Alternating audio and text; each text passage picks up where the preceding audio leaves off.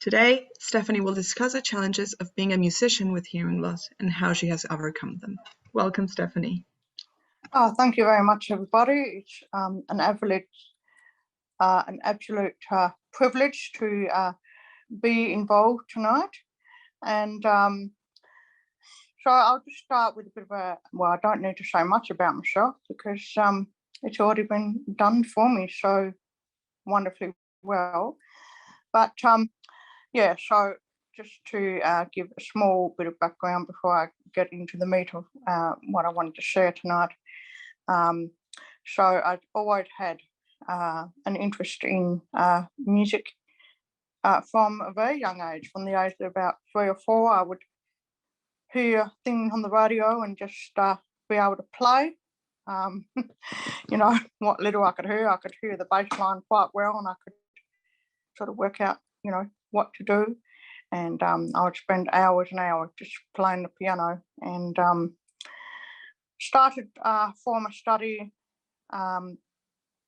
sort of in the middle of primary school. Started former studies of piano to start with, and that had some challenges around because I cannot hear the top couple of octaves of the keyboard. So all my exercises, I had to play down the octave, and you know, I would have to practice all my leaps and jumps very carefully, and basically do it by muscle memory rather than being able to rely on hearing whether it was correct or not. And so that was interesting. And then when I got to high school, I learned cello for a couple of years, which was great. I enjoyed that. And then I thought, well, I'll try flute, which didn't go so well because, you know, not being able to hear the higher frequencies. I managed to teach myself, I managed to get to a certain level by listening to the harmonics. I do have perfect pitch, and so I was able to hear the harmonics, and then I could learn how to play, you know, the top octave or, you know, the middle octave. I taught myself how to do that by listening to the harmonics of the lower octave, which then enabled me to play cleanly.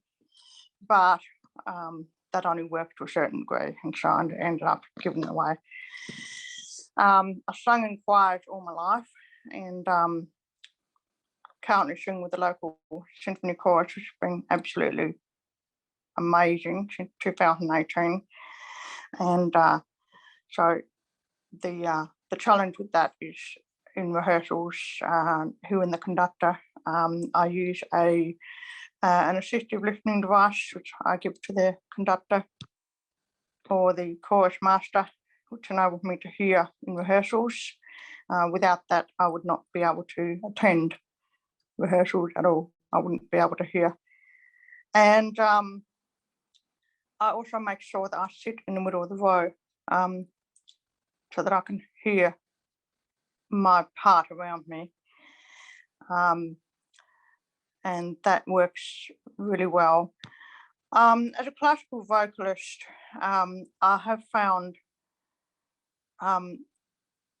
it's quite hard to get solo work for me because obviously a lot of opera is in Italian, French or German, which I really just cannot speak fluently at all. Well, just learning a simple Italian piece, which I did manage to do last semester for the first time.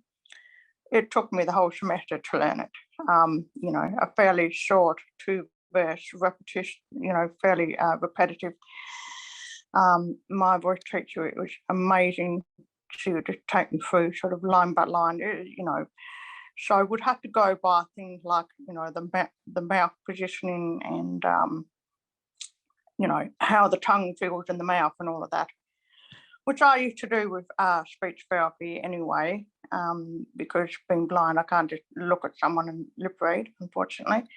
So, so that has been challenging. So as a result, it's very hard to you know, get work as a soloist, you know, on stage or whatever, due to that. And, you know, there's not really a lot of understanding of hearing problems. Like I'd had people say to me, oh, well, you know, we'll just turn it up louder, or oh, if we turn it up loud, you'll be able to hear that violin part or whatever. Well, it doesn't matter how much it turned up, it's not going to make any difference. But trying to explain that to people who don't get it can be a little difficult at times. And I have encountered some resistance to using an assistive listening device to help me hear. Some people don't like it. They find it really confronting, I think.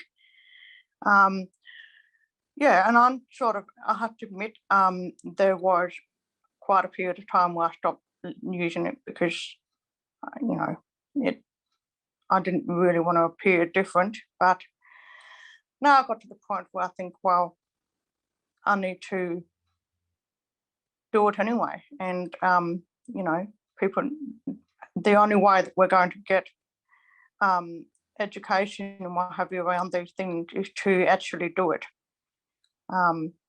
So, yeah, it's been a really interesting journey as well. The other thing I wanted to mention was, as a vocalist, when I get to certain parts of the vocal range where I can't hear as well, I go by the feel and the vibration of how it feels to sing certain pitches, which normally enables me to sing pretty well in tune 90% of the time. And you need that as a vocalist anyway, so it's actually in my favour. But yeah, it's very pleased to you know, be able to be a part of the community, and like I said, sing in the local chorus, and you know, I perform with all sorts of conductors and soloists, and I get the message I want to send to all tonight is, just because you're hearing impaired doesn't mean you can't get out there and live life. You can do it. It's just a matter of modifying it to, you know, be able to deal with that as best you can, and educating people along the way, and yeah, keep on going, because it's worth every minute of it. And thank you very much for the privilege of speaking tonight.